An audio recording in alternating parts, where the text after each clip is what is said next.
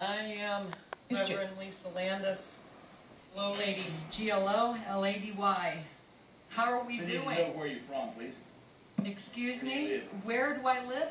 How about 19 North Ann Street? Would that be sufficient? No. Well, I'm sorry, but you're going to have to take that as an Buncombe County address?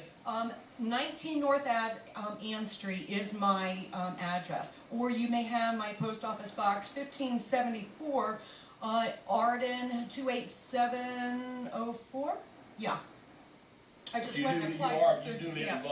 I just went and applied for Buncombe County food stamps today. So does that include me as a resident? I don't know. I just mean that. Okay, well, let's get it straight. I'm homeless in Buncombe County. My job and my business were taken away in Buncombe County. Would you like me to the 3 minutes up here, or do you want me to keep talking? You 3 minutes hasn't started yet. But do you live in Buncombe County? Yes, sir. I am homeless in Buncombe County. Okay. Is that the answer that you wanted? That's all you had to say. Okay. Where you live in Buncombe County. All right. 19 North Ann Street is my address in Buncombe County, unless you would like my post office box. Don't need that. Okay. But you can find me, Glow Lady, G-L-O-L-A-D-Y, on the internet. How are we doing? I picked this up at one of your offices today. BCTV budget.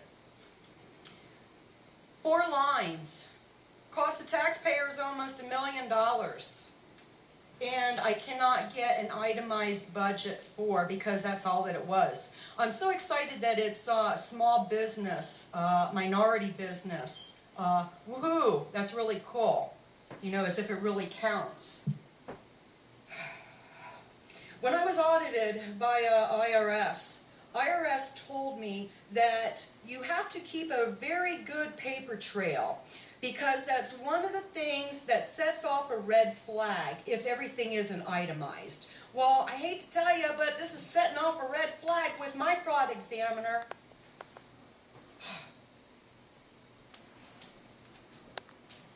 Let's see, 2010 salary, $166,951 for BCTV.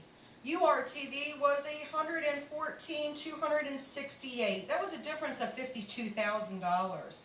You know, it's like you cost the people money, but yet URTV saved the people almost $1 million in expenses that they would have had to put out. Now this other thing that's coming out is getting a little bit ridiculous. So let's see.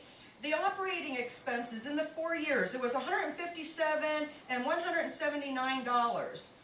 What did you spend the money on? Because I don't think that it is, let's see, let's go down the roll of, okay, equipment expenses, facility, well, you guys don't pay rent, maintenance, you don't pay rent, utilities, you don't pay rent, security, you don't pay rent, insurance, was that included in the operating?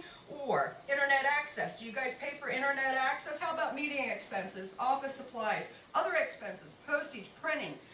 What do you guys spend in your operating expenses? That is what I would like to know. And if this is BCTV's budget, is this how all of your budgets are? Do you just pick a number out of a black hole, as in, okay, well, wait a minute, we only gave URTV $14,000 this year, so we're only going to take $16,000 this year, which is still $2,000 more, although you said that one meeting that URTV received all the money that they were supposed to receive, and then in another meeting it said, oh yes, we still owe $4,500 to URTV. That would have paid to keep us open. It's obvious that you guys have a problem with this. Anyone else for public comment?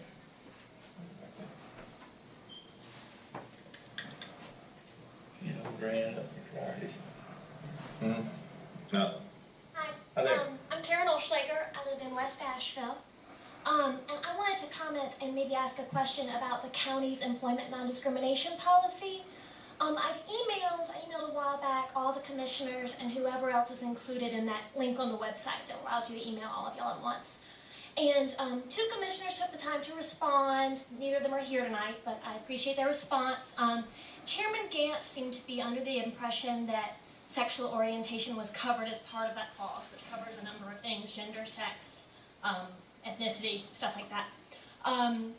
But the last time I checked, when I did go look at the job application materials, neither sexual orientation was included, nor was gender identity or expression.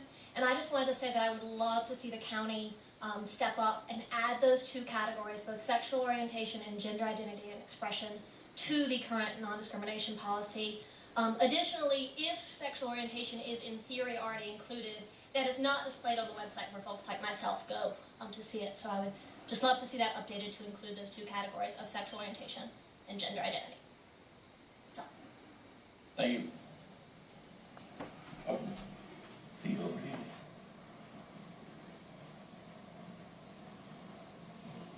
My name is Dr. Moldenberg, and I'm a Buncombe County resident.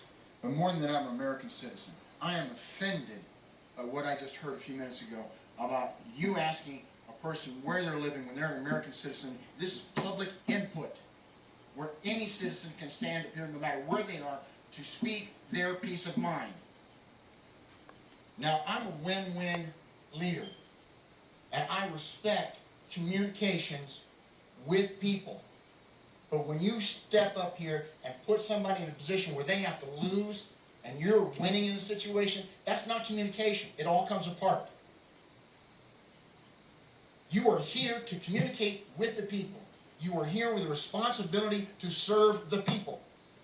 I don't like being up here with anger or resentment because I know what kind of work goes on there. But I just watched something I don't respect. That was disrespect. What happened? Stop it. Now, I'm going to shift a little bit here. I want to talk about win-win leadership because we've got communities all over this area that are having very difficult times, and we need our leaders to work with the people to create growing, nurturing, winning situations. And when you talk with the people and work with the people, you get win-win. You empower the people to get the most out of it. But when you create a win-lose situation, as an example, the URTV issue, you've got people who have lost. And financially, Buncombe County has won on that. And there are justifications in both directions. The point is, communications were destroyed because it was a win-lose situation. Communications in unity is what community boils down to. And we all need our communities to be working in unity with their communities. So there is community planning, so that we're all working together.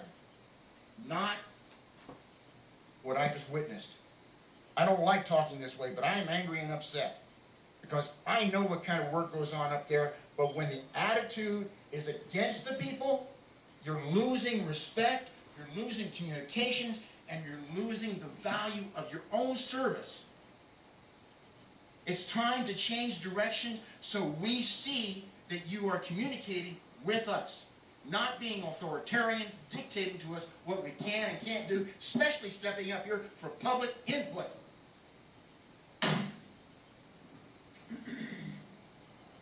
Anyone else? Public comment? Jerry?